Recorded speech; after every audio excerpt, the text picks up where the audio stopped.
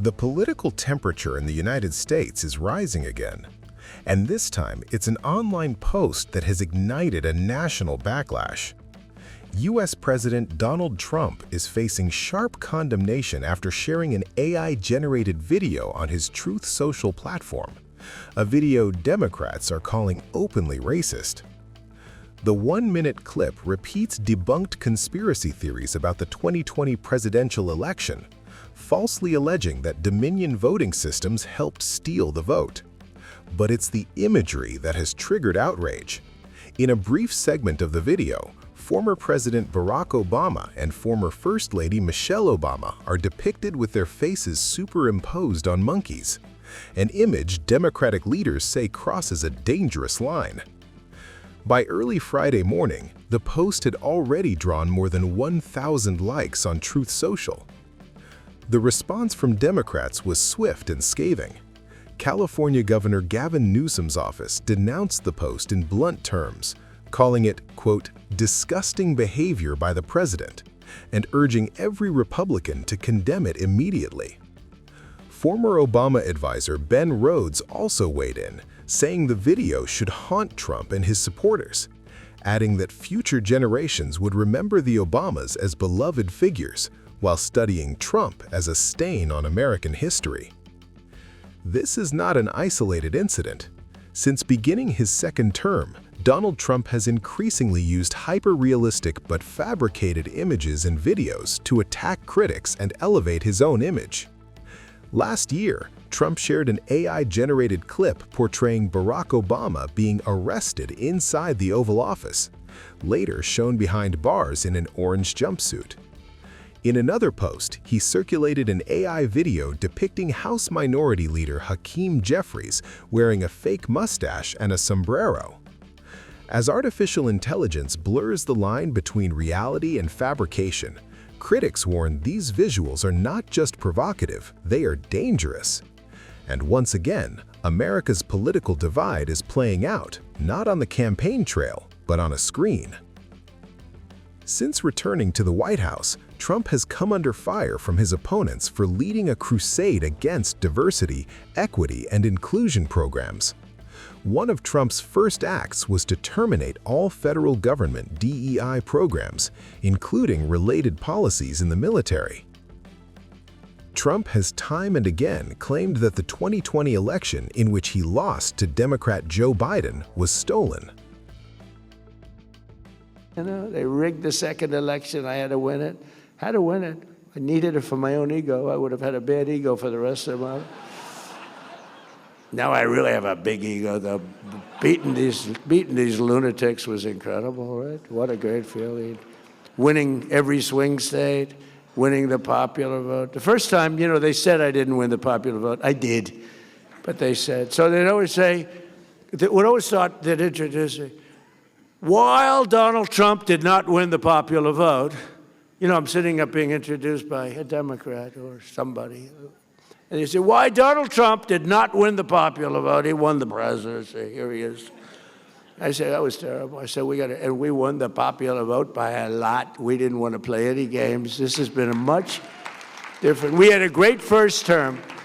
We had the greatest economy in history, but this one's going to blow it away already. It's blowing everything away. We have $18 trillion coming into our country, blowing everything away.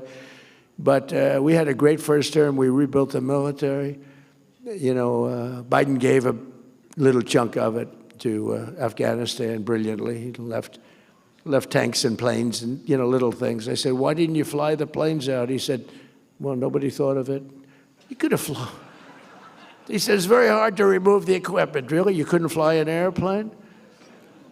Buy a $150 million brand new airplane. Sir, I think it's better to leave it. Why? It's more cost effective. So we leave them a brand new jet. I said, these people are crazy.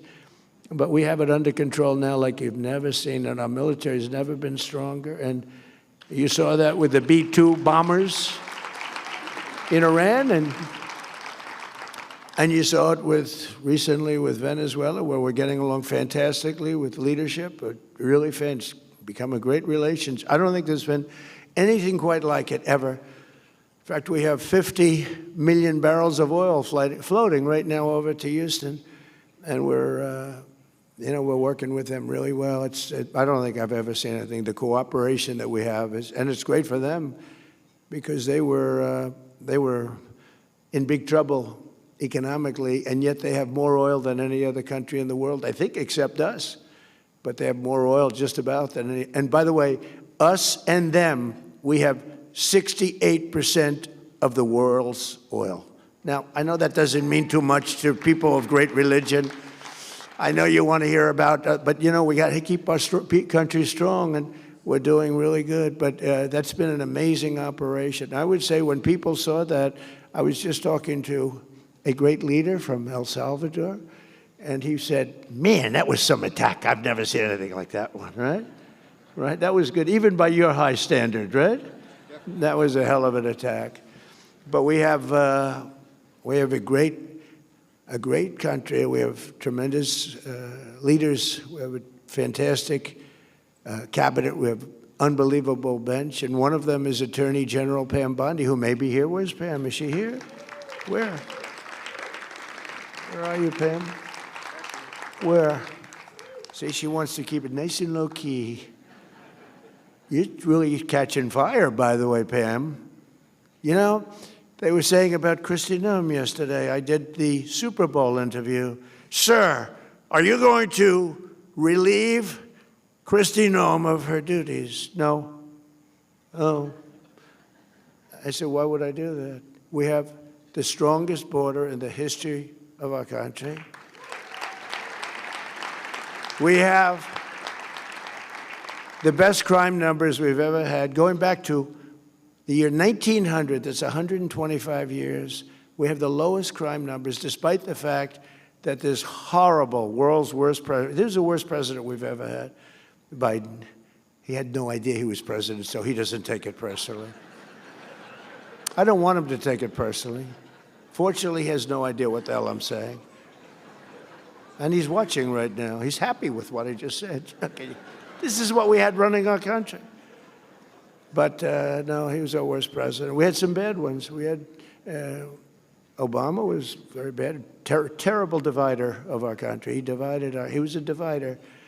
And believe it or not, we're bringing the country together. You know what's bringing it together? Tremendous success. We're having tremendous success. We have more investment being made in our country now than any country has ever had by many times. You go back 10 years, a certain country, not us, $3 trillion. We have in 11 months, because the 12th month is coming out next week, we have $18 trillion of investment coming in. The biggest ever was 3 many years ago.